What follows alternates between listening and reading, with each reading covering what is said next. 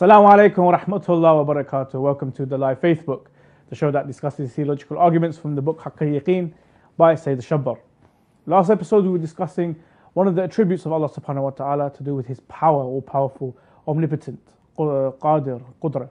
And we're looking at how the creation also reflects and depicts the power and the omnipotence of Allah subhanahu wa ta'ala.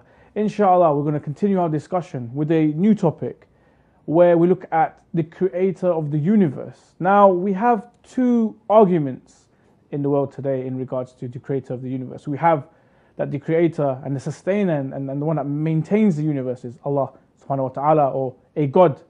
And the other is Mother Nature. Mother Nature was the one that created the universe. Mother Nature is the one that sustains and maintains the universe. Inshallah, we'll discuss more with my co-host, Sheikh Abbas Panju. Assalamu alaikum, Sheikhna. Wa alaikum salam wa rahmatullah. Hayakum Allah. How are you this evening? Alhamdulillah wa shukr. Always a pleasure to be with you. Barakallah feekum. So, Sheikhna, we have, these two, you could say, ideas or these two arguments. One is saying that God is the creator of the universe and the one that maintains and sustains the universe. The other is Mother Nature. What is Mother Nature? And is Mother Nature being? Is it an actual mother? Or is Mother Nature, are they trying to say that the world kind of takes care of itself, self-sufficient? Care to elaborate? Sure. Bismillah ar-Rahman ar-Rahim. When it comes to understanding the force that is responsible for the creation of everything within existence, and then the maintenance, if you could say, of everything within existence, you'll find that it is very helpful and it is actually imperative for a person to understand the sifat of Allah subhanahu wa ta'ala. And hence you will find that within the manhaj of the mutakallimin, within the manhaj of the ulama who have put forward this manhaj of ilmul kalam, seeking or walking in the line of the Ahlul Bayt alayhimus salam, you will see that even the chapters and the topics, subtopics within the classical texts of Usuluddin are very logically placed, such that questions like the one you have just posed to me are answered systematically. From the many theories that exist out there, or the many beliefs that exist out there in regards to the force that is responsible for the creation or that maintains this creation, when it comes to answering the argument or tackling this argument between a God which all Abrahamic faiths believe in or Mother Nature, it is important that this answer to this question, we will try and address it by looking at two of the sifat of Allah subhanahu wa ta'ala. The sifat of Allah Azza wa Jal being Mukhtar, and we will come to the meaning of the word Mukhtar. And the second one is Murid. Murid meaning or derived, or one of the derivatives of the word being Irada.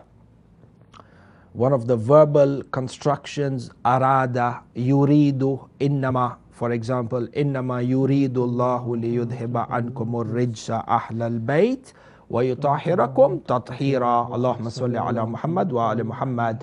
For by having a understanding of these two sifat of Allah subhanahu wa ta'ala, even at a very basic or at a very shallow level, it will be able to help us understand and to answer the question whether it is Allah or it is Mother Nature.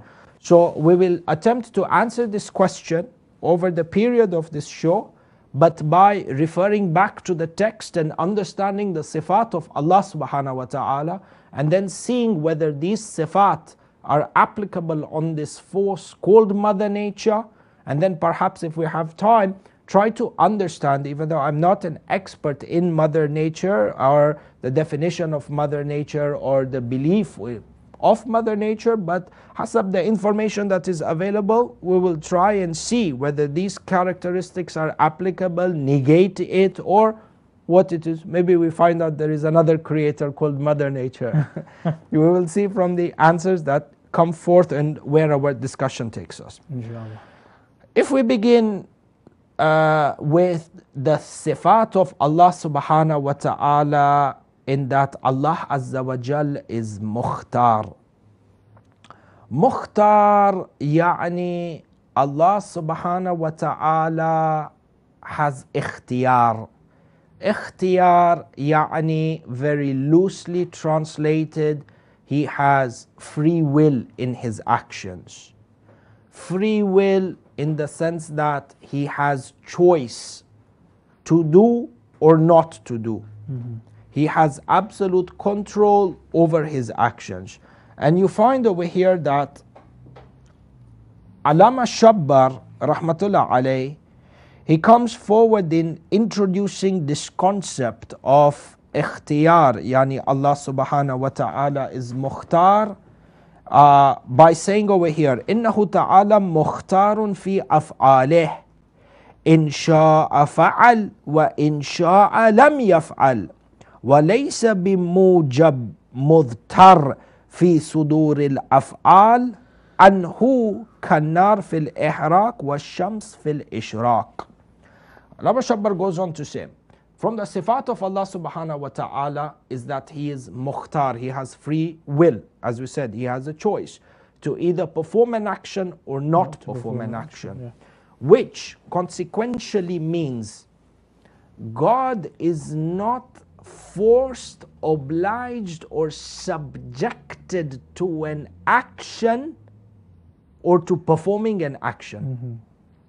And the example that is drawn out over here by the Sayyid is the example of fire and the property that fire has to burn. So fire, for example, take fire for the sake of understanding this argument, take fire to be a force. This force has certain properties. One of these properties is the property of heat. You cannot have fire without heat. And the second property of this force, i.e. fire, is that it burns. Yes. Anything that comes into contact with this force, fire, will burn. You put a piece of paper on the flame, paper will burn. You put your hand around the flame, you will feel the heat or you'll feel the warmth. So the fire as a force has certain attributes, has certain properties, and through these attributes and these properties, actions then actualize themselves. From the property of heat, it gives us warmth. And the property of that same heat and action is emanated in that the fire burns the paper.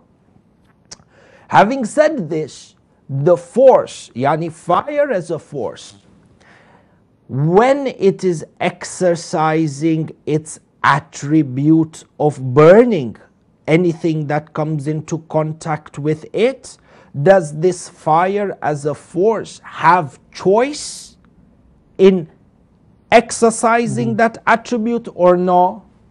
The fire doesn't have any choice. The character and the attribute, it is inseparable in the sense that fire does not have choice, that it will decide to burn one thing and decide not to burn something else, or to keep something warm and not to keep something else warm. So over here, like the way we understand that fire being a force, that also has attributes that emanate into action, but it does not have a choice. Because it doesn't have a choice, yani this sifat or this attribute of mukhtar cannot be in it. This attribute cannot be separated. It does not have the ability to separate itself from the consequential result of this attribute. Yes. And the same thing when it comes to the sun, for example. The sun being a force that provides heat, for example. The sun as a force, does it have the ability to take away from itself the property of heat? La. Because it does not have this ability, yani it cannot be a force that is self-governing in itself. It has to have a force higher than that has actually created it with an inseparable property. For when we look into the sifat of Allah subhanahu wa ta'ala, that Allah azza wa jal is mukhtar, He has absolute control over His actions, to do or not to do. And you find that within the Quran, Allah subhanahu wa ta'ala has mentioned, or this sifat of Allah azza wa jal can be understood from a number of verses within the Quran. And we always say, I think week in, week out we say, it is very important that we understand, or we are able to prove our usuluddin and our aqidah from within the Quran, not for the purpose of converting others or engaging in discussions. And this is important, perhaps secondary, but most importantly for us Shia Ithna Ashari Muslims, I need to have iqna', I need to have absolute yaqeen, conviction in the concepts that I claim to believe in. The word aqidah, from the word uqd, yani like a knot. Yes. You've seen when you tie a knot, it is so, the knot is so firmly tied that if a person wants to try and undo it, he can't. Linguistically, this is the meaning, or this is the word through which the word aqidah is derived from. Yes. Aqidah yani a belief that is so firm in your heart, belief that you believe in so firmly, nobody can convince you otherwise, and you cannot abandon your faith for anything whatsoever. You see, and this is Bain al-Qawsayn, this is one of the problems that we see in today's day and age, particularly when it comes to the concept of imamah. And with all due respect to all our viewers, respected brothers and sisters, in regards to a number of Husayniyat, Imam Bargas, sometimes we tend to lean towards secular beliefs, non-Shi'i beliefs, because that firm conviction is not there. There are other forces, other factors, other beliefs, other agendas that we feel are much more important than imamah, such that we are willing to let go of imamah, we are willing to let go of wilayah, we're willing to discount the importance of wilayah in order to pursue other things. Why? Because that uqda is not there. That deep, firm conviction is lacking. And hence, the starting point is always knowledge. So it is important for us, and even madrasa teachers, whichever level of the community in which we are, scholars ourselves, we have to be firm in this belief. For where did this concept, or how are we able to prove the sifat of Allah subhanahu wa ta'ala that He is mukhtar? There are a number of verses in the Quran. The one that I have picked out, and one that Alama Shabbar rahmatullah alayh, the one that he points to in the book over here is, I thought, why did he pick this verse? He's picked the verse from Surah Ali Imran, verse number 40. Third surah, verse 40. Verse number 40. And this is the verse of the Quran where Allah subhanahu wa ta'ala in the Quran outlines for us the event between, or the event surrounding Nabi Zakaria and him being blessed with a child.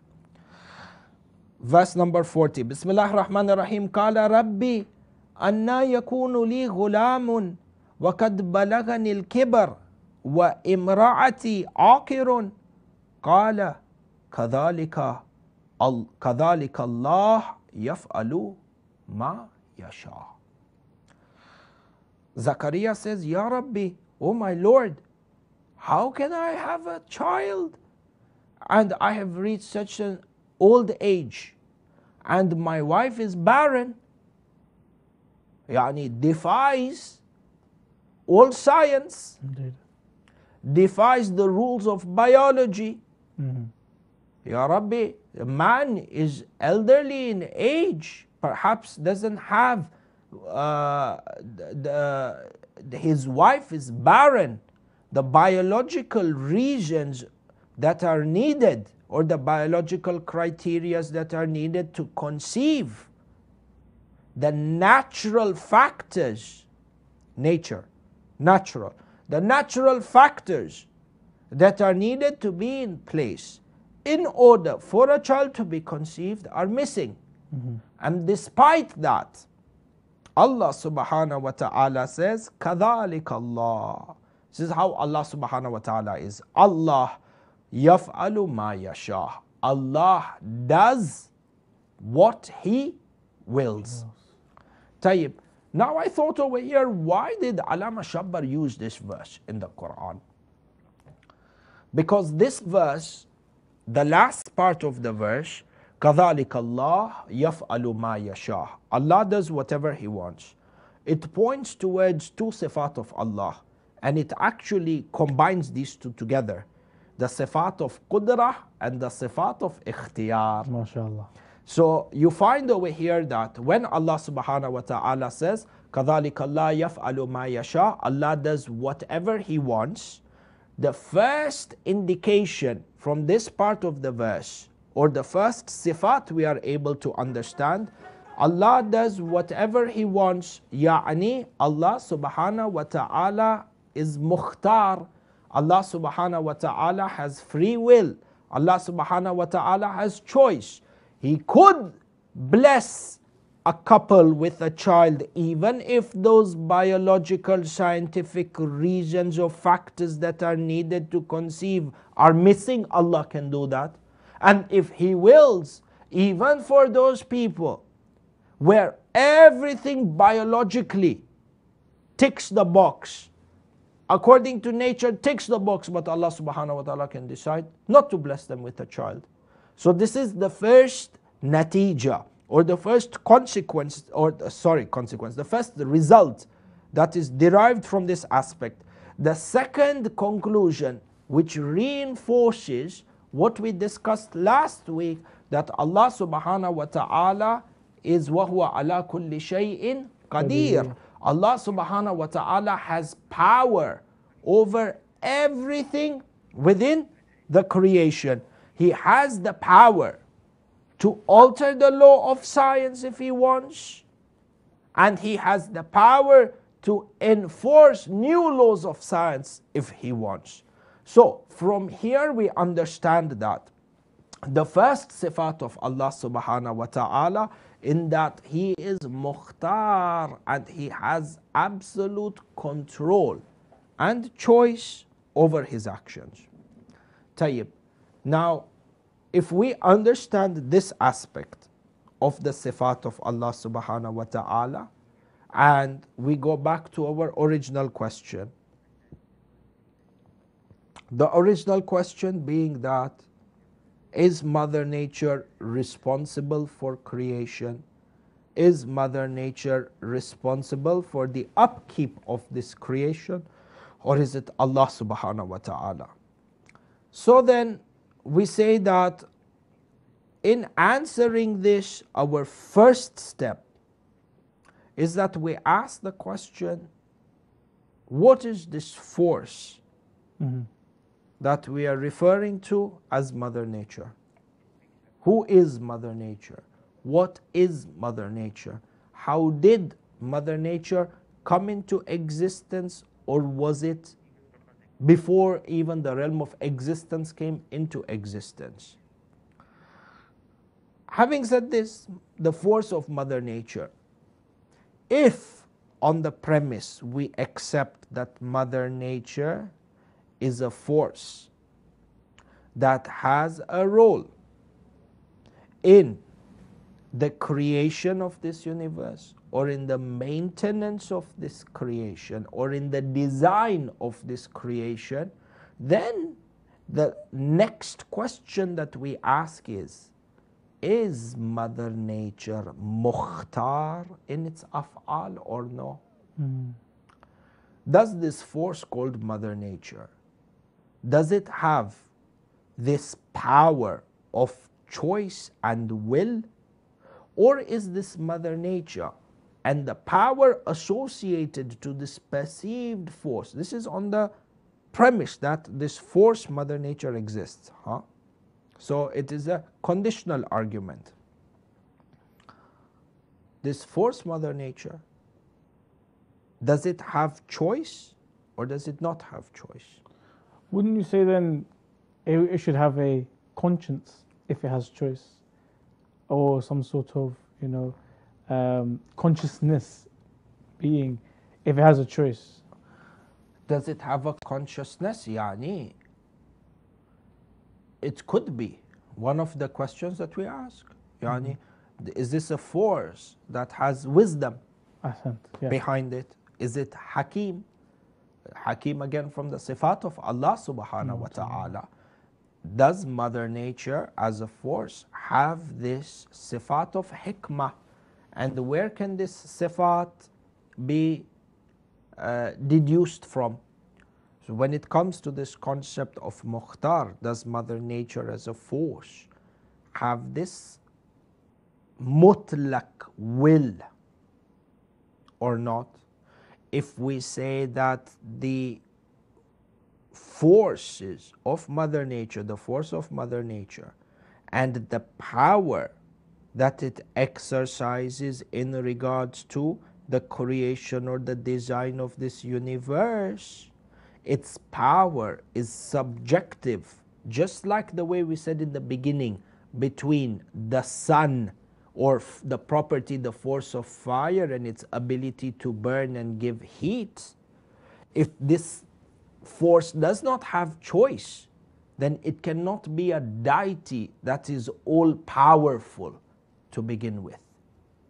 And it is through this sifat that we are able to invalidate by posing this question, because there are many aspects of creation that if they are attributed towards Mother Nature, then this sifat of mukhtar, there is a question mark on it.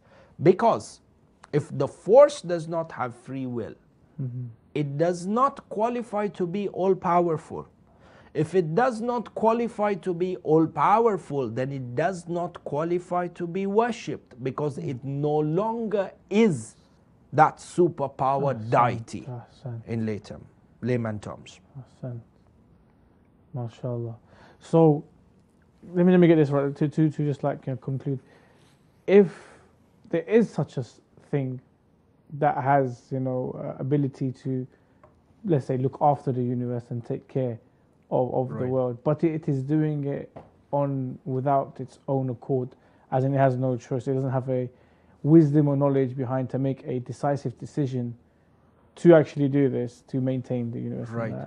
So even if it is maintaining the universe, because it is not making a conscious effort, it is not worthy of being worshipped. It does not qualify as the creator or being responsible for the creator, in the same way as the sun.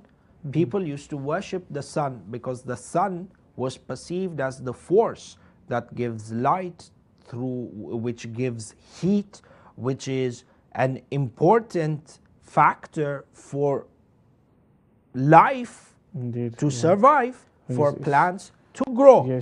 However, because the sun does not have this decisive power of separating itself from its attributes and its consequential actions, we come to the conclusion that Baba, yes, it is a force, but not a force that is a creator, a force that is a creation that demonstrates the power of the creator. MashaAllah. Which is why you see that in one of the mannerisms in which Nabiullah Ibrahim alayhi salam when he debated with the people of his time, and they said to him, we worship the sun, and they would worship the sun, and in the evening when the sun sets, he would say, okay, where is your God now? Where is your Lord now? So understanding the argument in this way. See, it also boils down to understanding, I don't know, how much time do we have before we go on break? Don't worry, let it go. We have minute, half minute? Indeed, yes, roughly. When it comes to understanding these arguments, Islam is not against science. We've said this a number of times. Forces that we find in nature, forces within this universal system of cause and effect, as a Muslim, we believe in them in the sense that we do not negate the existence of these forces. Rather, understanding the system of creation and understanding the system of cause and effect leads us to the conclusion that there is a deity who has put this system of cause and effect into existence. We don't say that from within the system of cause and effect, that because we found the cause, there is no other cause behind the cause. We don't stop at the cause and say that this is the creator or there is no other creator, because we are mahdood within this system of cause and effect. La, we have to, and this is where the intellect comes into play. And this is where Deen comes into play. This is where the messages of the Anbiya come into play. When it comes to Tawheed, it is about discovering and understanding the cause behind the cause. During the time of Nabiullah Ibrahim alayhi salam, they worshipped the sun being the cause of life at a Zahiri level. Nabiullah Ibrahim alayhi salam came and said, La, this is a form of ignorance. Why? Because when you don't stop at that cause, look at that cause behind the cause. Look at who is there to have brought this sun into existence, who has put it into this nidam. When obviously we say when the sun rises and the sun sets, and in our system, excuse me, of the rotation of the earth, and so on and so forth. Ahsantum, and more inshallah we will go into detail after the break, if time for break is up. Ahsan, Sheikh, thank you very much. Inshallah, to all the viewers, please join us after the break. Inshallah, we'll continue the discussion here on the live Facebook. Assalamu alaikum wa rahmatullah wa barakatuh.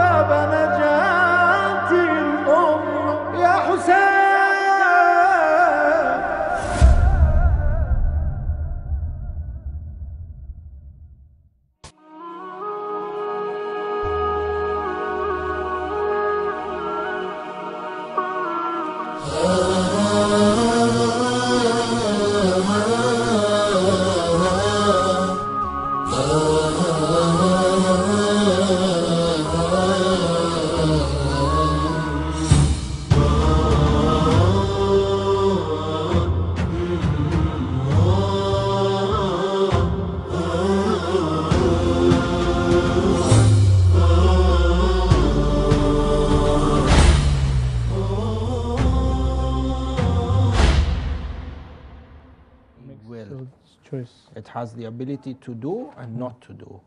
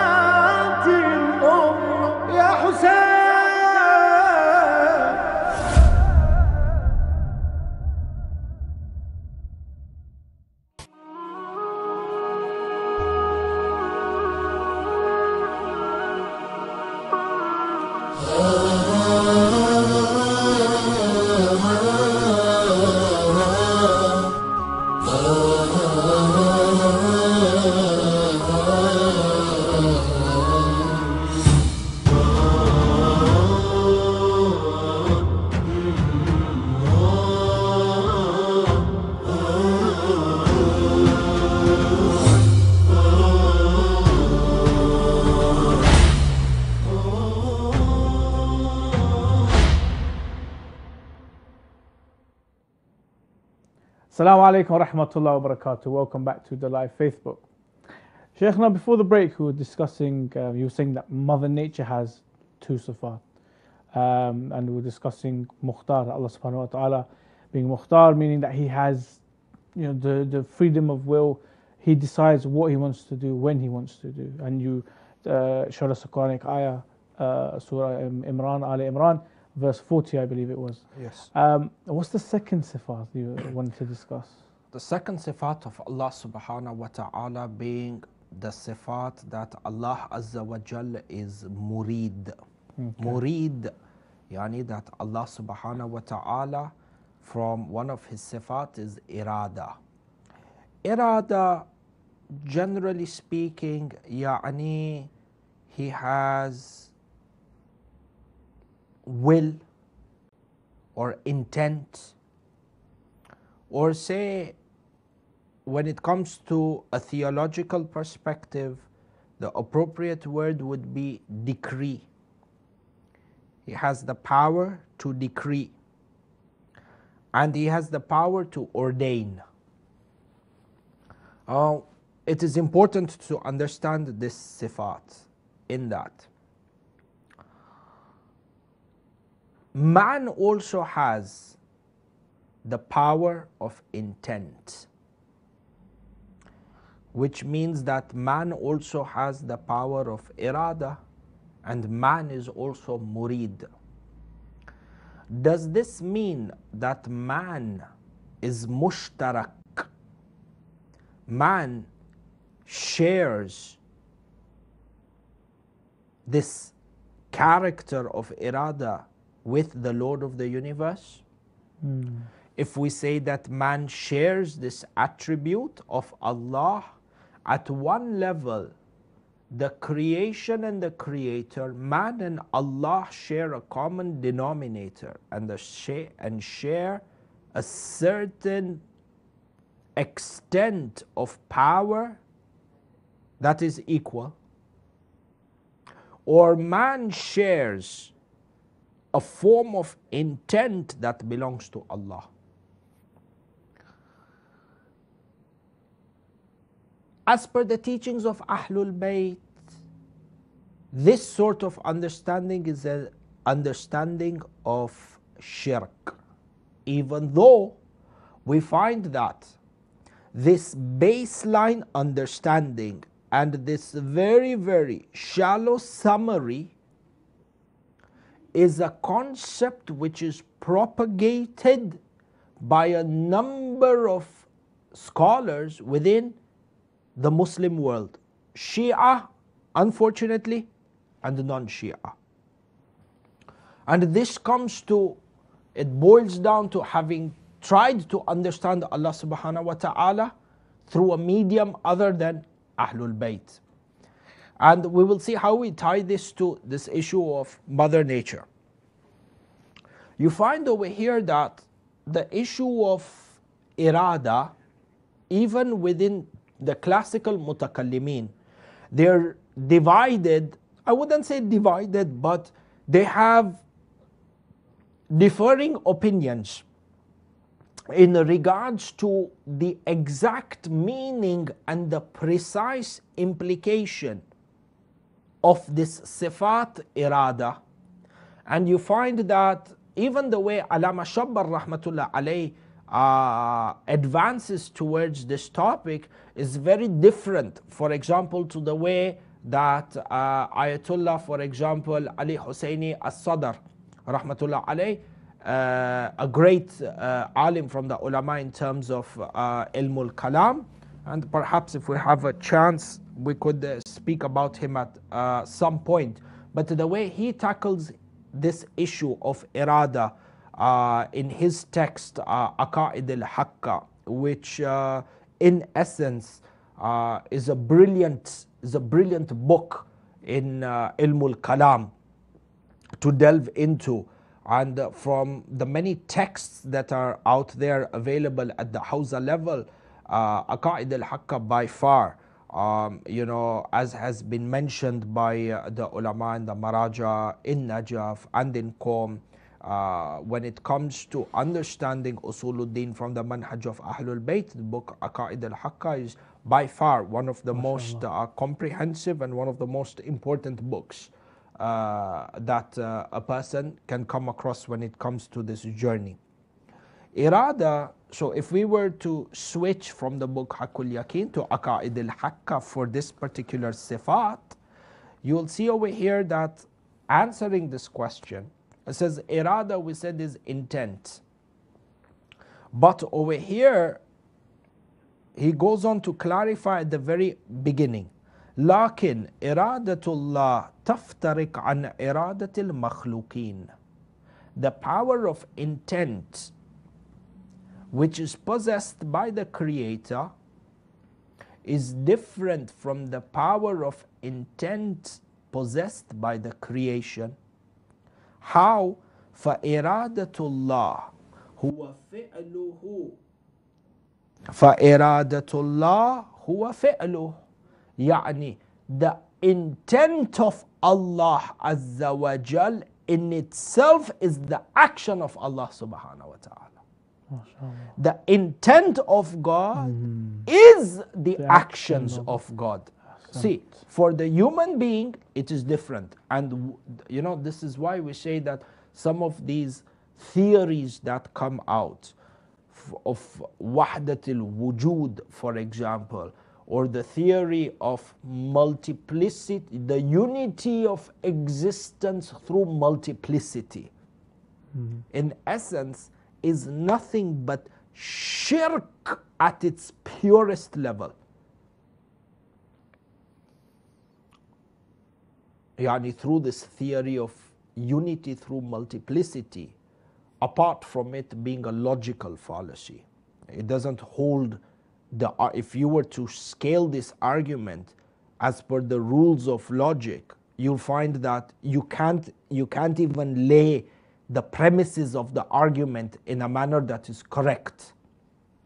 So apart from it being a logical fallacy, you see that it is actually the purest form of shirk. If there was any purity, it's the purity in terms of its resemblance to shirk, in that the Anbiya, for example, they came and they condemned those who took idols as partners of Allah subhanahu wa ta'ala, or attributed the sifat of Allah to the idols, and there were 300 and 400. Prophets came to condemn them, Nabi came and condemned them, and then subhanallah, you have people who come with theories where they say there are 6 billion of Allah. In any case, this inshallah is a discussion for its own. But the important thing over here to remember is this, and this is extremely important regardless of which stage of a journey you are when it comes to Usuluddin, regardless of whether it is in the madrasa, regardless of whether it is Hawza Ilmiya, what we have even been told by the ulama inside of the Hawza. And I remember this always used to be mentioned to us in Sayyida Zainab and in Najaf al-Ashraf. Regardless of which stage the scholar is at, there is one thing that person always has to keep in mind. And sarahatan, it's something very simple, but it's something very, very detrimental the deeper we go into our studies. And this is the verse of the Quran. Bismillah ar-Rahman ar-Rahim. Laysa kamithlihi shay. Laysa kamithlihi shay. Didn't say laysa mithli. Kamithli, kaf, yani kaf of tashbih. They say in Arabic grammar. There is nothing like him. Baba, the Khaliq is absolutely separate from the makhluk. There can be no mushtarak sifat between the Khaliq and the makhluk. Two separate entities altogether. So when he comes over here, the author Rahmatullah alayhi says, the irada of Allah, yani the intent of Allah, this attribute of intent, this attribute of having a decree, this intent or this attribute of giving a decree, of wanting to give a decree, for example, is different from that of a man. For you and I, when we say intent, meaning that where there is a process that the human being goes through, that there is an intent, and then based on that intent, the action emanates from the man. With Allah subhanahu wa ta'ala, this is for the makhluk. However, the Khaliq, the concept of irada is totally different, where the intent is the action, and the action is the intent. Tayyib. What is the proof for this? Sayyid al-Sadr goes through this, and he quotes this hadith in Majma ونقل في مجمع البحرين الحديث مجمع البحرين hadith on authority of Imam Rida salawatullahi wa salamuhu alayh. إن الإبداع والمشيئة والإرادة معناها واحد والأسماء ثلاثة. The concept of ibda, يعني to bring into existence from non-existence, and this concept of will and intent, yani decree, all of them, the meaning is one, but the names that are given to it are three. فالمستفاد من هذه الأدلة أن إرادة الله معناها إحداثه للأشياء وإبداؤه وفعله لها. يعني the intent of Allah is the action of Allah. The action of Allah is the intent of Allah. There is no time gap between the intent and the action, in that Allah has to intend something and think about it and ponder, and then the thought translate into an action. La. فَإِذَا أَرَادَ شَيْئًا أَن يَقُولَ لَهُ كُن فَيَكُونُ. The intent is inseparable from the action. And you find over here that this is a concept that is important. And then there is a concept of irada, which could be which could be tied to the concept of the commands of Allah and the prohibitions of Allah, the wajibat, for example, and the muharramat. And this is the line that Sayyid Shabbar goes down through. However, we will omit that for now, because we want to also address this issue of Mother Nature and how this sifat will come to that. But having said that, let me just run by you one hadith, inshallah, over here in regards to the decree of Allah. Because we said by irada, intent, the rather precise term would be decree. The decree of Allah subhanahu wa ta'ala. This is for the muwahhid. Hadith al-Sharif on authority of Amirul Mu'mineen, salawatullahi wa salamuhu alayhi, Mawla al-Muwahhideen, master of all monotheists. And you know, this title is very interesting for Amirul Mu'mineen. Mawla al-Muwahhideen, the master of monotheists. Yani, if you are a monotheist, you have to have this belief in the wilayah of Amirul Mu'mineen. Ahsan. Monotheism becomes complete through Amirul Mu'mineen alayhi salam. He says in this hadith, he is actually, Amirul Mu'mineen is narrating a hadithul Qudsi, a conversation that happens between Allah Azza wa Jal and Nabiullah Dawood.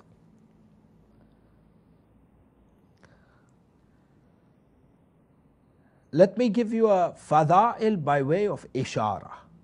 I will stop at this, I will not spend too much time, I will go. Okay. But within this there is an indication of people who have ma'rifah. Ahsan. This is a conversation between Allah And Dawood. Azza wa Jal and Dawood. Nabiullah Dawood. Amirul Mu'mineen is the one narrating this conversation between Allah and Nabiullah Dawood. Dawood. Ahsan. Amirul Mu'mineen doesn't mention, or the question is this, how did Amirul Mu'mineen know? How did Amirul Mu'mineen know Indeed. I was about to ask of you. this conversation between Allah and Nabiullah Dawood? Yes. He doesn't say that I heard from the Prophet, that the Prophet told me that Allah spoke with Nabiullah Dawood. Ahsan. Amirul Mu'mineen is narrating directly that there was a conversation that happened with Allah and Dawood. Where did Amirul Mu'mineen know from? Within this answer there is a fadila, and a big fadila of Amirul Mu'mineen. We will not answer it, we'll let that be. Assalamu alayka ya Amirul Mu'mineen. He says, Awha Allah Azza wa Jalla ila Dawood. Allah revealed to Dawood, and he said to him, Ya Dawood, turid wa urid. You want what I want. You want and I want. You have intent and I have intent. You have certain decrees and I have certain decrees. Remember how we said in the beginning that the irada of the makhluk is different from the irada of the khaliq. Yes. وَلَا يَكُونْ إِلَّا مَا أُرِيد. Allah is telling Nabiullah Dawood, nothing will ever happen except through my decree, my will, my intent. Yani the decree and the intent of Allah prevails over the decree and the intent of all other human beings. Everything within creation is shadowed by the decree of Allah Azza wa Jal. And from this irada, or this understanding of irada, we understand that Allah is Qadir. وَهُوَ عَلَى كُلِّ شَيْءٍ Qadir. Yes. He has power over everything. And from here you start to see, as you go deeper into the studies, that the sifat, how we said, Amirul Mu'mineen alayhi salam said that the sifat of Allah subhanahu wa ta'ala cannot be separated from the dhat of Allah Azza wa Jal. And that all these sifat are interlinked, because in reality their essence is one. Yes. Tayyib. When we come back to this issue, if we understand this concept of irada, decree, and this concept of ikhtiyar, yani Allah Azza wa Jalla being mukhtar, will and intent, free will, which He exercises over everything and anything. Yes. And we come back to Mother Nature, we say, number one, what is this Mother Nature? Like the way we said in the first part of the segment, you'll find that some of the most famous or some of the most accepted definitions that come forward for Mother Nature is a personification of nature that focuses on the life-giving and nurturing aspects of nature by embodying it in the form of a mother. So, within the system of cause and effect, we took this cause, the cause which is apparent, and gave it the name of the mother, because the mother generally, metaphorically, or within this outward system is seen as the source of life, Yes. or the channel through which life is given to another. So it's attributed to a governing force. However, our question is that who is the force behind the force? Exactly.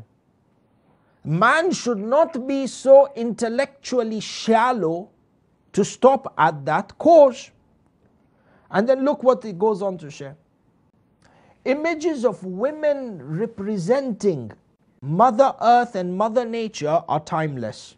In prehistoric times, goddesses were worshipped for their association with fertility and agricultural bounty. Yes.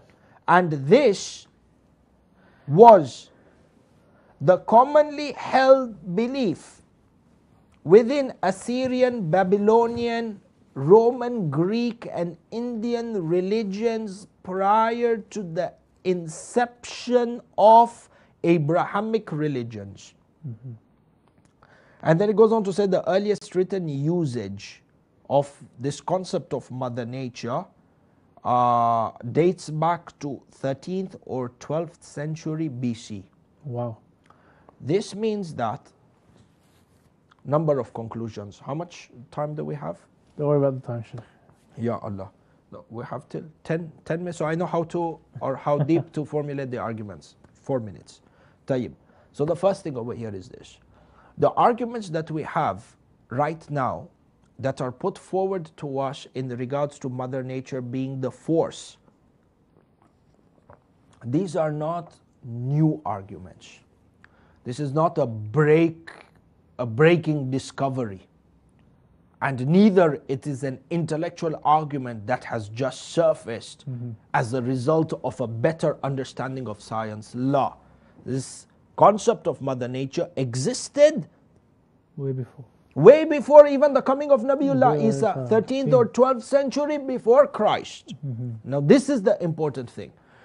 This concept of Mother Nature being the force responsible for fertility and agricultural bounty and so on so forth, yani properties of the Khaliq, who is Qadir, who has Qudra, and who has Irada, as we saw, because these are characteristics that are manifested within the creation. They were attributed to this force of nature, which was then represented in a female image. Yes. And this was the leading theory in Greek and Indian philosophy and Assyrian philosophy, Babylonian philosophy, even before the coming of Nabi Isa.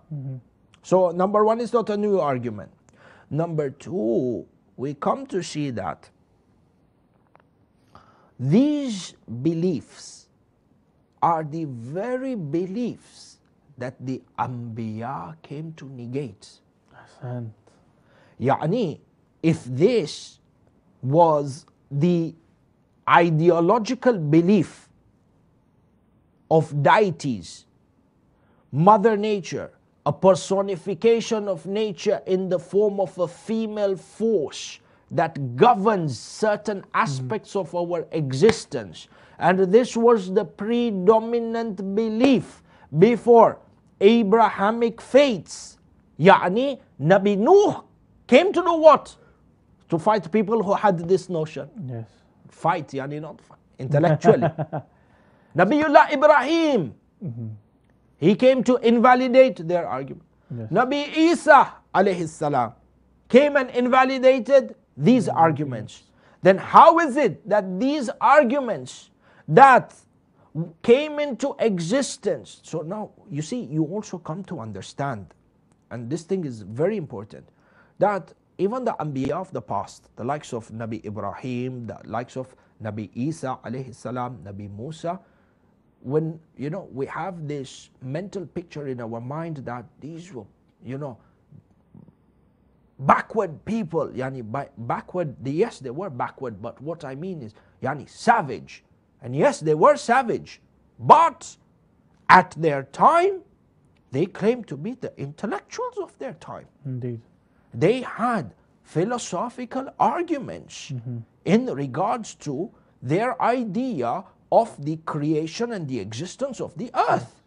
And some of the highest, most influential, the aristocrats of the time, the most successful businessmen of the time, yielded to those beliefs, which the Anbiya came to nullify or invalidate. And we find that this cycle is repeating itself even in this day and age. Yes, it is. And therefore, you see the type of the arguments these Anbiya have come to invalidate.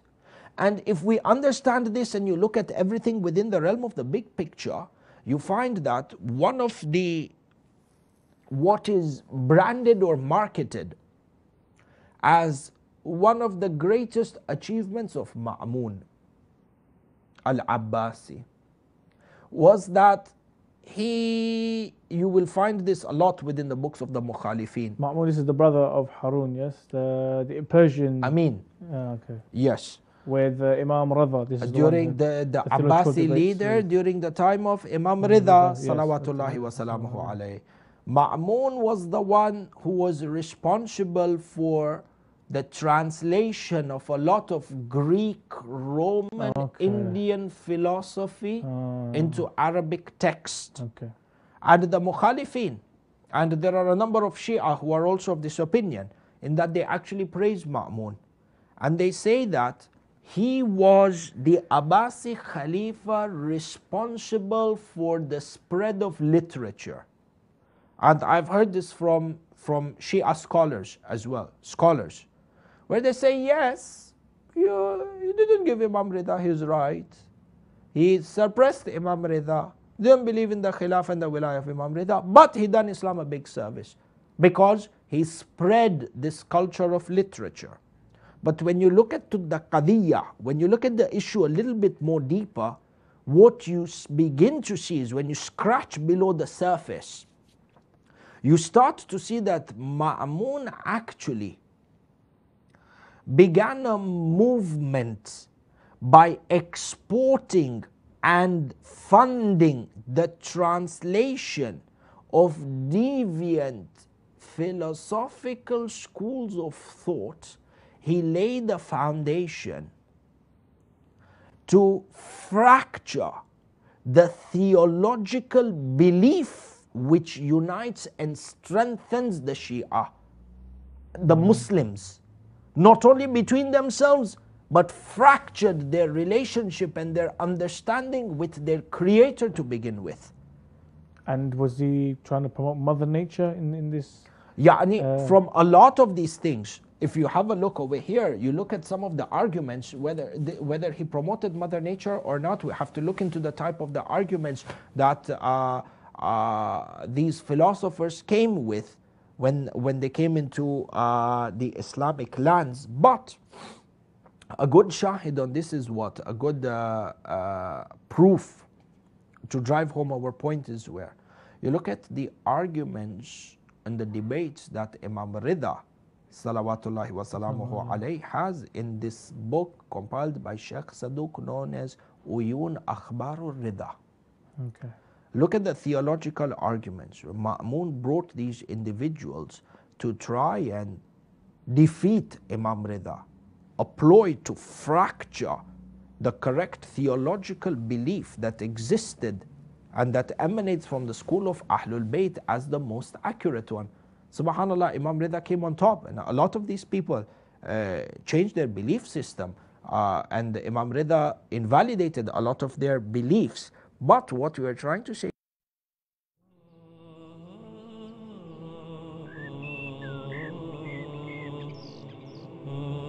came into existence and how the universe came into existence. These are arguments that predate back to even before the time of Nabiullah Isa. So, to end, our question over here is this. On the assumption that Mother Nature is a force that is responsible for creation, and the force above which there is no other force. Our question here is, does Mother Nature have the sifat of irada? Does it have the sifat of qudra? Does it have the sifat of ikhtiyar? If it has the sifat, where can these be proved from? If they don't have this sifat, that means there is a force above the force of nature. And in our intellectual journey of discovering what or who is responsible for the root of creation, then we have to go further to discover above Mother Nature. Many times, in my opinion, and I remember one of the scholars, Ayatollah Sayyid Ja'far al-Shirazi, Hafidhahullah, he would always say, many times, some of the attributes that are granted to Mother Nature actually are attributes of Allah Azza wa Jal. If these people were to know what you are referring to or the attributes that you're giving to Mother Nature is actually Allah, they need that further push for them to be able to see just beyond what is apparent, and they come into the fold of Tawheed. Thank you very much, Shaykhna, for the dialogue and for the discussion, mashallah. And thank you for all the viewers for joining us. Inshallah, we'll have a new discussion on the next episode of the live Facebook, inshallah. See you then. Assalamu alaikum wa rahmatullah wa barakatuh.